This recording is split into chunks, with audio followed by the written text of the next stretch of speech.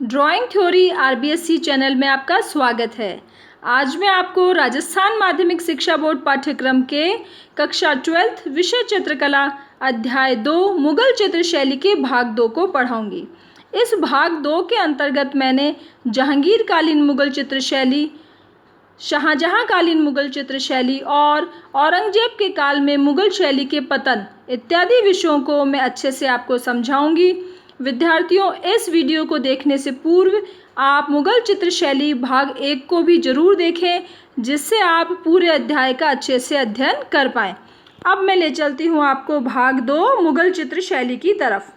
सबसे पहले मैं आपको बताऊंगी जहांगीर कालीन कला। अकबर के शासन के बाद जहांगीर जो था वो भारत का शासक बना और 1605 में जहांगीर ने मुगल साम्राज्य की बागडोर संभाली। जहांगीर एक विद्वान सहृदय कला प्रेमी था। जहांगीर कालीन कला को मुगल कला का सर्वश्रेष्ठ काल या स्वर्ण काल कहा जाता है।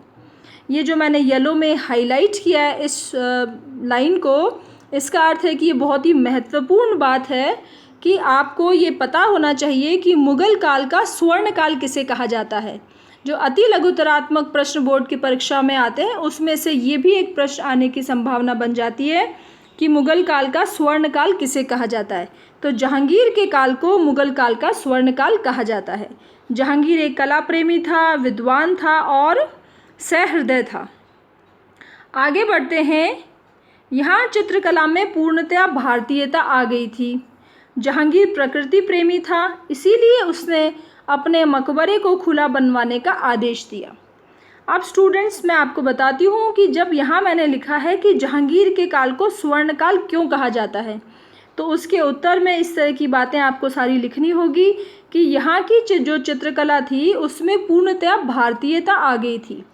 जहांगीर से पूर्व अकबर के काल में भारतीयता का प्रभाव शुरू हुआ था। मुख्य रूप से ईरानी प्रभाव और भारतीयता का मिश्रण था, परंतु जहांगीर के काल की जो चित्रकला थी उस मुगल चित्रकला में पूर्णतः भारतीयता आ गई थी।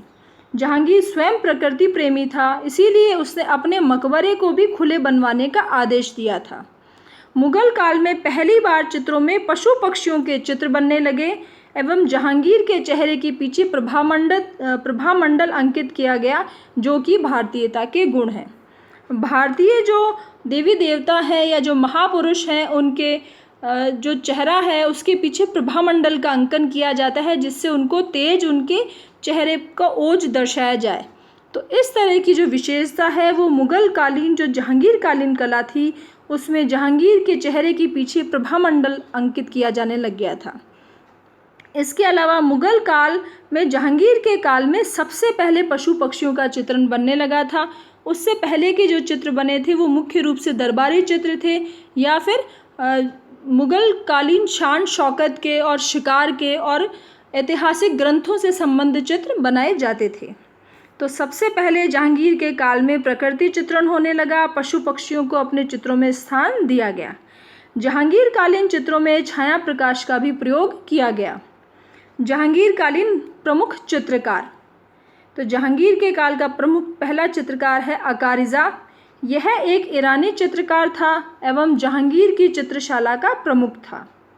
अबुल हसन, यह अकारिजा का पुत्र था एवं जहांगीर का प्रिय चित्रकार था। इसका प्रमुख चित्र जहांगीर का स्वप्न है। आगे हम इस चित्र को भी देखेंगे, जहांगीर के स्वप्न को, जो अबुल हसन ने चित्रित किया है। तो अभी हम जहांगीर के प्रमुख चित्रकारों को पढ़ रहे हैं। तीसरा चित्रकार है उस्ताद मंसूर। सबसे पहले जहांगीर के काल में पशु पक्षियों का चित्रण होने लगा था, तो उस्ताद मंसूर है वो पशु पक्षियों के चित्र बनाने के लिए प्रसिद्ध था। इसमें टर्की कॉक, बाज के विश्व प्रसिद्ध चित्र बनाए। तो उस्ताद मंसूर के जो महत्वपूर्ण चित्र हैं उनमें से एक है टर्की कॉक और बाज। ये दोनों के दोनों चित्र विश्व प्रसिद्ध हैं। इन चित्रों को भी हम आगे देखेंगे। बिशन दास, जहांगीर ने इस हिंदू चित्रकार को चित्रकला का प्रशिक्षण लेने के लिए ईरान भेजा था। इसका विश्व प्रसिद्ध चित्र शेख फूल सूफी संत है। ये एक बिशन दास था जो भारतीय चित्रकार था, हिंदू चित्रकार था, और इसको उन्होंने चित्रकला का प्रशिक्षण देने के लिए ईरान भेजा था। तो एक शासक का, जहांगीर जो था उसका चित्रकला से इतना प्रेम था कि यहाँ के चित्रकारों को प्रशिक्षण देने के लिए वो विदेश भी भेजता था। अन्य चित्रकारों में मनोहर, गोवर्धन और हसन इत्यादि हैं। आगे बढ़ते हैं हम जहांगीर कालीन प्रमुख चित्रों की तरफ। तो सबसे पहले मैं आपको ले चलती हूँ बाज या टर्की कॉक चित्र की तरफ। इस चित्र में देखेंगे ये यहाँ पे बहुत सारे पक्षियों का अंकन किया गया है, जिसमें टर्की कॉक है और अलग अलग तरह के पक्षियों का यहाँ पे अंकन किया गया है। इसी तरीके से इस दूसरे चित्र को देखेंगे, इसमें बाज का चित्रण है।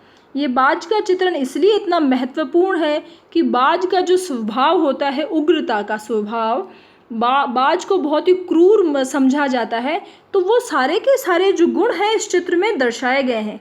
जब इस बाज की आप आँख को गौर से देखेंगे तो उसमें जो क्रूरता का भाव है वो आपको दिखाई दे रहा है। और बाज के जो पंखों को बहुत ही बारीकी से और बहुत ही सुंदरता से चित्रित किया गया है। इस तरीके से ये जो उस्ताद मंसूर का चित्र है बाज और टर्की कॉक, वो जहांगीर कालीन कला का महत्वपूर्ण चित्र माना जाता है। अब हम चलते हैं जहांगीर कालीन चित्रों की विशेषताओं की तरफ। जहांगीर कालीन जहांगीर के जो था उसको चित्रों में किस किस तरीके से रुचि थी, कौन कौन से वो चित्र बनाता था। तो यहाँ प्रकृति व मानवीय भावों का समावेश हुआ। चित्रों में पशु पक्षियों का अंकन करना शुरू किया गया। यहाँ ऐतिहासिक ग्रंथों का चित्रण बहुत कम हुआ और सामाजिक और धार्मिक राजनीतिक विषयों पर भी चित्र बनने लगे। इससे जो पूर्व के काल थे, अकबर का काल या हुमायूं या बाबर का काल, उसमें ऐतिहासिक ग्रंथों पे चित्र अधिक बनते थे। जहांगीर के काल में आते आते ऐतिहासिक ग्रंथों के चित्र बनने कम हो गए और सामाजिक और धार्मिक राजनीतिक विषयों से संबंधित चित्र भी बनने लगे। प्राकृतिक दृश्यों से पशु पक्षियों के चित्र यहाँ बनने लगे। यहाँ पर आमोद प्रमोद, आखेट, रथ यात्रा, रनिवास, उत्सव आदि विषयों को यथार्थता से चित्रित किया गया। यहाँ दरबारी विषयों को भी बहुत ही शालीनता से चित्रित किया गया। तो मैं आपको ले चलती हूँ। यहाँ पे आमोद प्रमोद का अर्थ होता है हंसी खुशी के चित्र बने, आखेट के चित्र बने, रथ यात्राओं के बने, रनिवास अर्थात जो महिलाओं के जो महल होते हैं उनके चित्र बने, उत्सवों त्योहारों के चित्र बने। इस तरीके से सभी विषयों को बहुत ही यथार्थता और स्वाभाविकता से चित्रित किया गया है। यहाँ पे दरबारी चित्र भी बने, जिस तरीके से अकबर के काल और हुमायूं के काल में दरबारी चित्र बनते थे, यहाँ पे दरबारी चित्र भी बने, पर यह चित्र सब शालीनता से बनने लगे। इनमें जो ईरानी जो प्रभाव था, ईरानी तड़क भड़क नहीं थी, उसके स्थान पर भारतीयता आने लग गई थी। यूरोपियन चित्रों की अनुकृति करने से इस शैली में यूरोपियन तत्वों का भी समावेश हुआ। जहांगीर के काल तक ब्रिटिश अधिकारी भारत में आ गए थे और उस वजह से यहाँ पर यूरोपियन चित्र शैली में भी चित्र बनने लगे थे। तो यूरोपियन जो चित्र शैली थी उनकी अनुकृतियाँ जहांगीर के कलाकार करते थे। अनुकृतियों का अर्थ होता है उन जैसी देख देख के उनको चित्र बनाने का वो प्रयास करते थे। इस वजह से जहांगीर के काल में भी यूरोपियन तत्वों का समावेश हो गया था। अब जहांगीर काल के प्रमुख चित्रों को बताती हूँ मैं। यहाँ पे बाज, टर्की कॉक, शेख फुल सूफी संत, कबीर और रैदास, जहांगीर के हाथ में मैडोना और जहांगीर का स्वप्न इत्यादि हैं। अब मैं ले चलती हूँ आपको जहांगीर कालीन कला की विशेषताएं। विद्यार्थियों, जब प्रश्न आएगा कि जहांगीर के काल को स्वर्ण काल क्यों कहा जाता है, जैसा कि मैंने आपको पूर्व के वीडियो में भी बताया और बोर्ड पेपर पैटर्न का जो वीडियो था उसमें भी समझाया था कि इस अध्याय में से 2.5 अंक के प्रश्न आते हैं। एक प्रश्न तो 2 अंक का आता है और एक चौथाई अंक के 2 प्रश्न आने की संभावना रहती है। तो ये जो 2 अंक के जो वर्णात्मक या निबंधात्मक प्रश्न हैं, उनमें से यदि प्रश्न आ जाए कि जहांगीर कालीन कला को विस्तार से समझाएं या फिर जहांगीर कालीन कला को स्वर्ण काल क्यों कहा जाता है, तो अभी जहांगीर की काल की जहाँ से शुरुआत की है मैंने इस वीडियो से, उन सारे नोट्स को बिंदुवार आपको परीक्षा में लिखना है। तो अब हम आएंगे जहांगीर कालीन कला की विशेषताएं। तो इन विशेषताओं को भी लिखना है, जहांगीर कालीन प्रमुख चित्रों को भी लिखना है, चित्रकारों को भी लिखना है, जहांगीर के प्रकृति प्रेम को भी बताना है कि जहांगीर के काल में पशु पक्षियों का चित्र बनने लगा था। प्रकृति प्रेमी होने की वजह से उसने अपने मकबरे को भी खुला रखने का आदेश दिया था। भारतीयता का समावेश हो गया था। इन सारे बिंदुओं को ध्यान में रखते हुए आपको उत्तर लिखना होगा, तभी आपको पूरे में से पूरे अंक प्राप्त हो पाएंगे। तो विशेषताओं में आता है सबसे पहले भारतीयता। इस चित्र शैली में भारतीयता का समावेश हुआ। चित्र में स्वाभाविकता एवं यथार्थता दर्शाई गई। आगे बढ़ते हैं, प्राकृतिक दृश्य। जहांगीर के काल में प्रकृति को अत्यंत बारीकी से चित्रित किया गया। आगे बढ़ते हैं, पर्दाज। पर्दाज, ये भी बोर्ड परीक्षा में प्रश्न आ जाता है कि पर्दाज किसे कहते हैं। तो पर्दाज का प्रयोग चेहरे पर उभार दर्शाने के लिए महीन रेखाओं की पुनरावृत्ति कर छाया दिखाई गई, इसे खत पर्दाज कहा जाता है। और छोटे छोटे बिंदु लगाकर छाया दर्शाने को दाना पर्दाज कहते हैं। जैसा कि हमने पूर्व में आपको बताया है कि जहांगीर का जो काल था उसमें छाया प्रकाश का प्रयोग होने लगा था। तो चित्रों में उभार दर्शाने के लिए चित्रों के चेहरों की आकृतियों को त्रिआयामी चित्रित करने के लिए बहुत बारीक बारीक रेखाओं की पुनरावृत्ति की गई, उन्हें खत पर्दाज कहा गया। और छोटे छोटे बिंदु लगाकर छाया दर्शाई गई, उसे दाना पर्दाज कहा गया। आगे बढ़ते हैं हम जहांगीर कालीन चित्रों की वेशभूषा की तरफ। वेशभूषा, वस्त्रों में भारतीय वेशभूषा जैसे स्त्रियों को ओढ़नी व लहंगे में दर्शाया गया एवं पुरुषों को जामा, पटका एवं पगड़ी में दर्शाया गया। वस्त्रों में सलवटें व फहरान भी दर्शाया गया। कपड़ों में जो फ्रिल्स होती हैं, जो झल्लर होती है या सलें होती है, उन सभी को बहुत ही स्वाभाविकता और यथार्थता से चित्रित किया गया। स्त्री और पुरुषों दोनों की आकृतियां ही, जिन्होंने जो वस्त्र पहने हैं, वेशभूषा है, वो भारतीय वेशभूषा है। आगे बढ़ते हैं, यूरोपियन प्रभाव। भारत में ब्रिटिश लोगों का आगमन होने से यहाँ पर यूरोपियन शैली में कार्य होने लगा। यूरोपियन शैली की विशेषता होती है यथार्थता। तो यूरोपियन प्रभाव भी इन चित्रों में दिखाया गया। यूरोपियन प्रभाव से यहाँ छाया प्रकाश से यथार्थता दर्शाई गई, जिससे चित्रों में त्रिआयामी प्रभाव उत्पन्न हुआ। इस तरीके से आगे बढ़ते हैं, ईरानी प्रभाव से मुक्ति। यूरोपियन यूरोपियन शैली को जब अपना लिया गया था और जहांगीर के काल में पूर्णतः भारतीयता आ गई थी, इसलिए यहाँ पे जो ईरानी प्रभाव था उसको छोड़ दिया गया। कुछ नई चीज़ों को अपनाते हैं तो स्वतः ही पुरानी चीज़ें छूटती जाती है। तो ईरानी जो तड़क भड़क थी, भीड़ भाड़, अत्यधिक आकृतियों में भड़कीले रंगों का प्रयोग था, उससे मुक्ति मिली। आगे बढ़ते हैं रंग योजना की तरफ कि जो जहांगीर कालीन जो चित्र थे उसमें किस तरीके से रंगों का प्रयोग किया गया। रंगांकन में यहाँ सूफियानापन था, अर्थात सौम्यता थी। जो रंग थे वो बहुत ही भड़कीले और चमकदार नहीं चित्रित किए गए थे, बल्कि उनमें धुंधलापन लिए हुए वो चित्र थे जो आँखों को सुहाने वाले लगते थे। तो सूफियानापन, सौम्यता एवं हल्की रंग योजना जो आँखों को प्रिय लगती थी, ऐसी ही रंग योजना का प्रयोग किया गया, जिसमें हल्के गुलाबी, सफ़ेद, सोने व चांदी के रंगों का श्रेष्ठ प्रयोग किया गया। सोने व चांदी का प्रयोग हुआ, परंतु अत्यधिक प्रयोग नहीं हुआ, जिससे चित्र अत्यधिक भड़कीले या चटकदार लगे। बहुत ही रंगों में सूफियानापन, सौम्यता और हल्के रंगों का प्रयोग जहांगीर कालीन चित्रों की विशेषता है। तो इस तरीके से विद्यार्थियों, जहांगीर कालीन चित्रकला है वो मैंने आपको समझाई है। अब जहांगीर के बाद शाहजहां कालीन चित्रकला को हम पढ़ेंगे।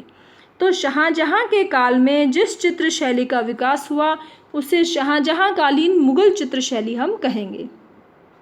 अब देखते हैं कि जहांगीर जो थे उन्हें चित्रकला के प्रति विशेष रुचि थी। इसी तरीके से जो शाहजहां थे उनकी चित्रकला में रुचि तो थी, परंतु मुख्य रूप से वो स्थापत्य को अधिक महत्व देते थे। वास्तु निर्माण, भवन निर्माण को वो अत्यधिक महत्व देते थे। शाहजहां ने स्थापत्य को अधिक महत्व दिया। ताजमहल इसका उत्कृष्ट उदाहरण है। शाहजहां के काल में ही ताजमहल बना था। तो इस तरीके से उन्होंने और भी कई तरह की इमारतों का निर्माण करवाया, तो वो स्थापत्य को अधिक महत्व देते थे। शाहजहां की चित्रकला दरबारी थी, परंतु तकनीक उच्च स्तर की थी। इसके जो शाहजहां के जो चित्र बने, शाहजहां कालीन काल में जो चित्र शैली का विकास हुआ, उसमें चित्र मुख्य रूप से दरबारी थे, उसमें प्रकृति चित्रण नहीं हुआ, अन्य उत्सवों के और त्योहारों के चित्र नहीं बने, लोक जीवन के चित्र नहीं बने, उनके स्थान पर यहाँ पे दरबारी चित्रण हुआ। लेकिन यहाँ की जो तकनीक थी, जो चित्र बनाने का तरीका था, वो बहुत ही उच्च स्तर का था। रेखाएं बहुत ही महीन महीन प्रयोग की गई, बहुत ही सुंदरता से रंग भरे गए। इस तरीके से यहाँ पे तकनीक बहुत उच्च स्तर की थी।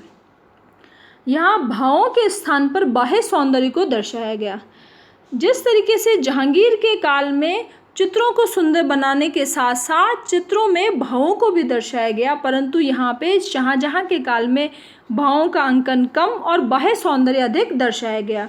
यहाँ यूरोपियन प्रभाव बढ़ जाने से छाया प्रकाश का अत्यधिक प्रयोग होने लगा। छाया प्रकाश का प्रयोग होने से, यूरोपियन प्रभाव आने से चित्र बिल्कुल यथार्थवादी शैली में चित्रित किए जाने लगे। इस समय के चित्रों में मुगल दरबार का वैभव तथा विलासिता को अधिक महत्व दिया गया। प्रकृति के स्थान पर मुगलिया दरबार और वैभव को महत्व दिया गया। चित्रों में अत्यधिक बारीक कार्य होने लगे तथा परिप्रेक्ष्य का प्रयोग हुआ। हिंदू विषयों पर चित्र कम बने और इस्लाम एवं ईसाई धर्म के चित्र बने। इस तरीके से ये जो शाहजहाँ कालीन काल था, उसमें प्राकृतिक चित्रण कम और भावों का प्रयोग नहीं हुआ, बाह्य सौंदर्य को दर्शाया गया। हिंदू धर्म से संबंधित चित्र कम बने और इस्लाम और ईसाई धर्म के चित्र अधिक बने। यहाँ की जो प्रमुख चित्रकार हैं, चित्रकारों का नाम है विचित्र, चित्रमन, होनहार, लालचंद इत्यादि। शाहजहाँ कालीन चित्रों का विषय एवं विशेषताएं बताइए। तो शाहजहाँ कालीन जो चित्र थे, उनकी विशेषताएं अब हम आगे पढ़ते हैं। दरबारी चित्रण, दरबारी सभ्यता, वैभव, अदब, कायदे, गोष्ठियाँ आदि का चित्रण अत्यधिक हुआ। दरबार की तड़क भड़क का अंकन हुआ। चित्रकारी दरबार तक ही सिमट गई, अर्थात यहाँ पे जो चित्र बने उसमें दरबारी चित्रण को सबसे ज़्यादा महत्व दिया गया। अन्य जो विषय थे, लोक जीवन के विषय, रनिवास के विषय या फिर उत्सव और त्योहारों के विषय, आमोद प्रमोद के विषय, प्रकृति चित्रण, इनका कहीं पे भी स्थान नहीं था और सिर्फ दरबार के ही चित्रण शाहजहाँ कालीन काल में हुए। आगे बढ़ते हैं। रेखांकन, तो यहाँ पे जो रेखांकन हुआ वो बहुत ही बारीक हुआ, अत्यधिक बारीक रेखांकन हुआ एवं मीनाकारी का भी प्रयोग शुरू हुआ। यथार्थता, यूरोपियन प्रभाव में छाया प्रकाश का प्रयोग कर यथार्थता दर्शाई गई। जिस तरीके से मैंने आपको पहले भी बताया कि अंग्रेज शासकों के भारत में आ जाने से यहाँ जो चित्र शैली में परिवर्तन हुआ, उसमें यथार्थता दर्शाई जाने लगी। इसी वजह से शाहजहाँ कालीन चित्रकारों ने भी अपने चित्रों में यथार्थता दिखाना शुरू किया। ईसाई विषयों को प्राथमिकता दी जाने लगी। हिंदू संस्कृति का प्रभाव समाप्त हो गया। जो ये विदेशी जो आए थे, अंग्रेज आए थे, वो क्रिश्चियंस थे, ईसाई धर्म के थे और ईसाई धर्म के विषयों को ही यहाँ पे चित्र बनाने जाने लगे। सोने चांदी की अधिकता, चित्रों पर स्वर्ण लेप का प्रयोग हुआ। चित्रों की सज्जा पर विशेष ध्यान दिया जाने लगा। चित्र में भावों को गौण समझा जाने लगा। जिस तरीके से आपको पूर्व में मैंने बताया कि यहाँ के जो चित्र बने थे शाहजहाँ कालीन काल में, उसमें बाह्य सौंदर्य को ज़्यादा ध्यान दिया गया और चित्र की आंतरिक जो भावना है, हस्त पैरों की मुद्राएं और चेहरे के भाव या जो कलाकार के जो आंतरिक भाव है, उनको गौण समझा जाने लगा। उनकी परवाह नहीं की गई और चित्रों को अधिक से अधिक सुंदर बनाने का प्रयास किया गया। सोने चांदी के लेप किए गए और चित्रों को अत्यधिक सुंदर बनाया गया। बयाज की सज्जा, बयाज होता है पुस्तक का आवरण। पुस्तक के ऊपर जो कवर होता है, जो मेन जो पृष्ठ होता है, बाहर का जो गत्ता होता है, उसे बयाज कहते हैं। तो यहाँ पे ग्रंथों का चित्रण खूब हुआ। सचित्र ग्रंथ बने जिसमें दरबारी जीवन से संबंधित या शाहजहाँ कालीन जीवन की जो घटनाएं थी उनको चित्रित किया गया ग्रंथों के अंदर। तो उन जो ग्रंथों का जो ऊपर का जो पेज होता है, बयाज जिसे बोलते हैं, उनको बहुत ही सुंदर तरीके से सज्जित किया गया। पुस्तकों का आवरण जिसे बयाज कहा जाता है, ज़्यादा आकर्षक बनाए गए। हाशिए, हाशिए का अर्थ होता है बॉर्डर। किसी भी चित्र को चित्रित करने के बाद उसके बाहर की तरफ या चित्र बनाने से पूर्व भी बाहर की तरफ जो एक चौड़ा बॉर्डर बनाया जाता है उसे हाशिए कहा जाता है। तो शाहजहाँ काल में जो हाशिए थे वो कई जगह तो मुख्य चित्र से भी ज़्यादा सजाए जाने लगे। जो मुख्य आकृति बीच की आकृति है उससे भी ज़्यादा हाशियों को सुंदर बनाया गया। अक्सर ये देखा जाता है कि हाशियों में प्लेन किसी एक या दो रंग का प्रयोग किया जाता है, लेकिन शाहजहाँ काल में इसको अत्यधिक सुंदरता से चित्रित किया गया। शाह कलम, शाह कलम के अंतर्गत यहाँ पर सफ़ेद कागज पर काले रंग में चित्र बनने लगे।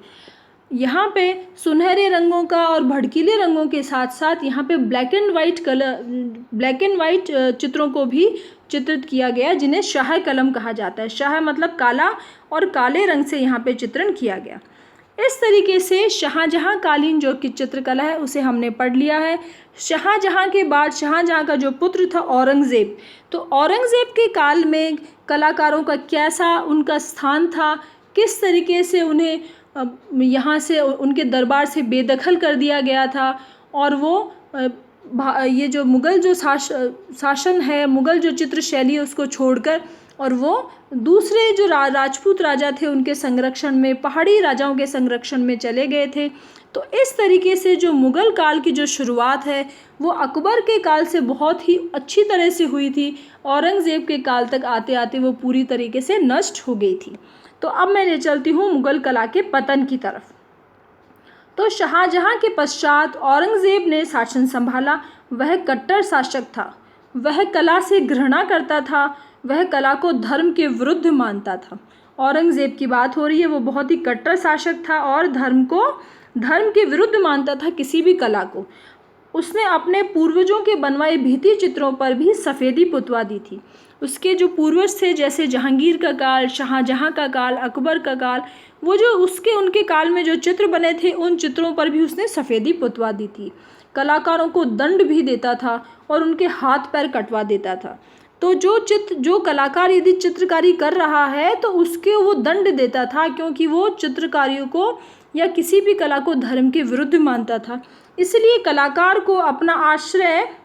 कलाकार को अपने जीवन यापन के लिए मुग़ल शैली को त्यागना पड़ा। जब शासक ही कला में रुचि नहीं रख रहा और रुचि नहीं, वो जो भी चित्रकारी कर रहा है उसे दंड दे रहा है, उसके हाथ पैर कटवा दे रहा है, तो स्वाभाविक रूप से जो चित्रकार है उन्होंने चित्र बनाने बंद कर दिए और वो मुग़ल शैली का इस तरीके से पतन हो गया। उन्होंने अन्य रियासतों में शरण ले ली। जो यहाँ के जो चित्रकार थे मुग़ल चित्रकार, वो जो दूसरी रियासतें जो हिंदू रियासतें थी, जैसे पहाड़ी शैली जो पहाड़ी राजा थे उनके संरक्षण में वो लोग चले गए और चित्रकला पूर्णतः बंद हो गई। तो औरंगज़ेब के समय में मुग़ल कला का सूरज ऐसा अंत हुआ कि फिर कभी उदय नहीं हुआ। तो इस तरीके से औरंगज़ेब के कट्टरवादी स्वभाव की वजह से मुग़ल चित्रकला पूर्णतः समाप्त हो गई और उसका कभी भी वापस शुरुआत नहीं हुई। इस तरीके से विद्यार्थियों, इस अध्याय को मैंने आपको समझाया है। आपको मेरा वीडियो अच्छा लगा तो आप इसे लाइक करें और सब्सक्राइब करें ताकि आने वाला वीडियो सबसे पहले आपको मिल सके। स्टूडेंट्स, यदि आपको इस अध्याय के नोट्स चाहिए, क्वेश्चन बैंक चाहिए, तो मेरा जो वेबसाइट है www.drawingtheory.com पे आप जा सकते हैं। आपको कुछ कमेंट लिखना है तो मुझे कमेंट बॉक्स में लिखें। किसी तरह का आपको कोई क्वेश्चन पूछना है तो आप मुझे ईमेल कर सकते हैं studydrawingtheory@gmail.com। स्टूडेंट्स, आपको बोर्ड परीक्षा के लिए बहुत बहुत शुभकामनाएं। Thank you.